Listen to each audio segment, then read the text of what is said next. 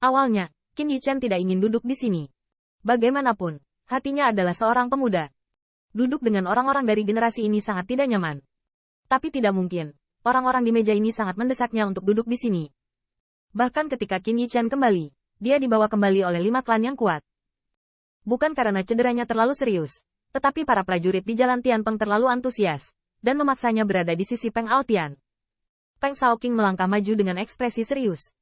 Dia sepertinya bukan orang yang bisa mengucapkan kata-kata yang baik.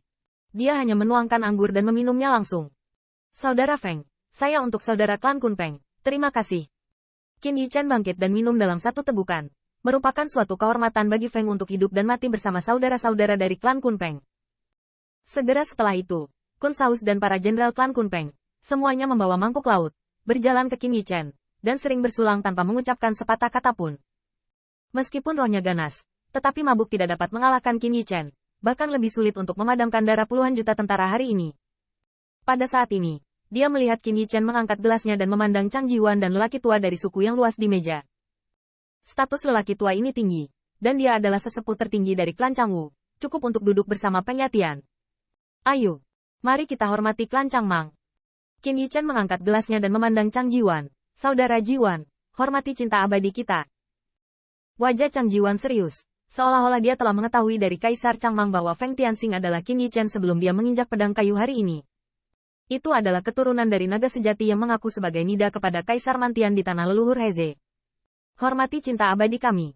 Hanya kaisar dari dinasti sebelumnya yang mengerti arti dari pernyataan ini. Benar, benar, benar. Saudara-saudara sudah kenyang. Mari kita hormati klan Changmang. Saya harus mengatakan bahwa bergabung dengan klan Changmang sangat penting. Bisa dikatakan itu menjadi titik balik dalam pertempuran ini. Bahkan jika dia tidak dapat memberitahu kaisar yang tak terbatas, Qin Yichen tidak akan berani memainkan pertempuran besar dalam pertempuran ini. Paling-paling, dia hanya memotong Jijue dan tidak akan pernah berani mengambil inisiatif untuk keluar. Jika bukan karena pasukan besar dari suku yang luas untuk membantu mereka memblokir tentara suku Weiyang, Wen Tiangwan tidak akan berani datang membantu. Begitu mereka datang untuk membantu, itu sama dengan menyerahkan kepada Wen Tiangwan. Dengan cara ini, bukankah tepat bagi surga untuk berhasil? Oleh karena itu, terlepas dari fakta bahwa klan besar datang ke Tianhe untuk bergegas membantu hanya 1 juta orang kuat, tetapi tidak ada yang meragukan bobotnya. Orang tua dari klan Changman juga bangkit dan bersulang. Meskipun klan Changman mereka belum diumumkan kepada dunia, mereka memutuskan untuk membentuk aliansi dengan 4 klan Kaisar Ke dan mengganggu surga bersama. Tetapi ini tidak mencegahnya untuk bersulang dan minum. Hormatilah 5 klan kita. Membunuhnya secara terbalik. Membunuh alam semesta yang cerah. Hormati 5 ras kita. Saat ini, 5 ras bersekutu. Seolah-olah setelah baptisan dari beberapa pertempuran ini, semua kaisar telah dengan jelas melihat kekuatan tempur umat manusia. Sekarang, mungkin beberapa dewa dan iblis masih berpikir bahwa umat manusia bergantung pada kaisar. Namun, tidak ada yang meragukan bahwa 5 marga, bukan 4 marga, yang ingin mengibarkan panji kebenaran.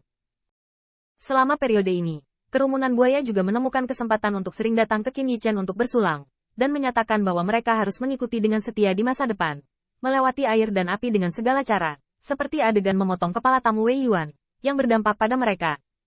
Ini sangat buruk. Saat matahari terbenam, darah memantulkan Tianhe, Tian Pengguan mengubah keterpurukan sebelumnya, dan meskipun Sixian Yang dan Peng Zutian tidak datang secara langsung, mereka berdua adalah interogator dan belasungkawa kepada tentara dari semua ras.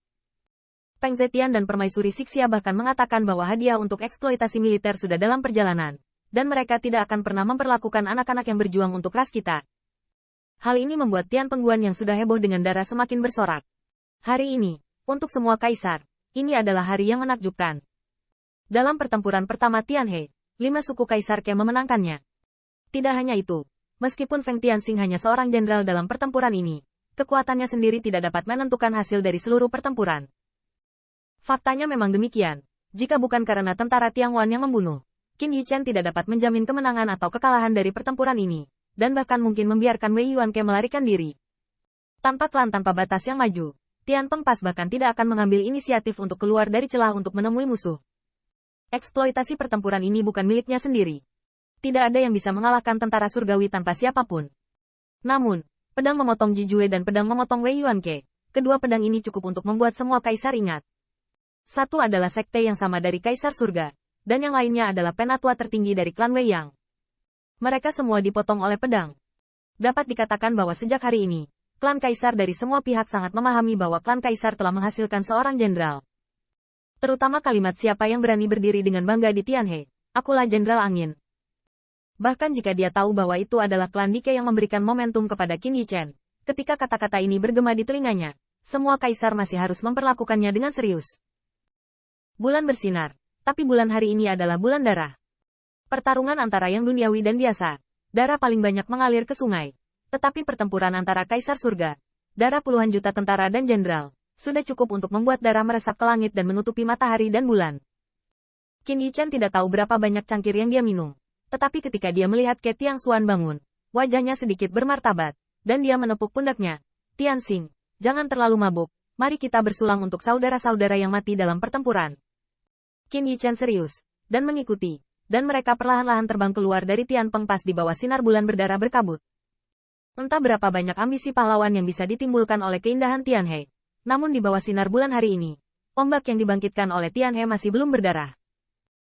Kapal perang yang tenggelam dan hancur bergelombang, perlahan-lahan ditelan oleh Tianhe, dan ada ribuan mayat, yang bisa dibawa kembali dibungkus dengan sisa-sisa bendera pertempuran dari semua ras.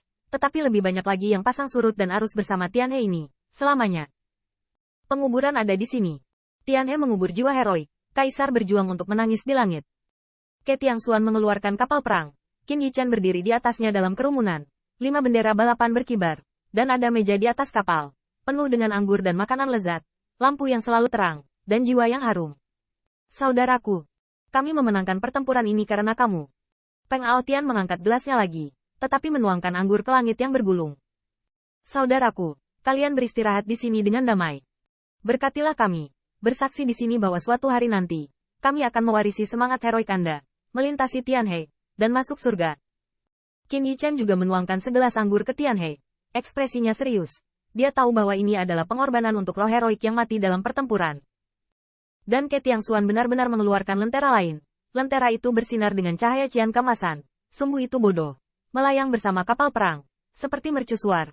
Menerangi jalan pulang bagi para prajurit yang tewas dalam pertempuran. Jiwa kembali ke surga. Dan jiwa heroik akan hidup selamanya. Jiwa kembali ke keluarga. Jiwa heroik tidak akan pernah mati. Jiwa heroik kuat. Langit dan bumi bisa dipelajari. Semangat heroik kuat. Ingat selamanya. Ke Tiangshuan dan Peng Yatian berbisik.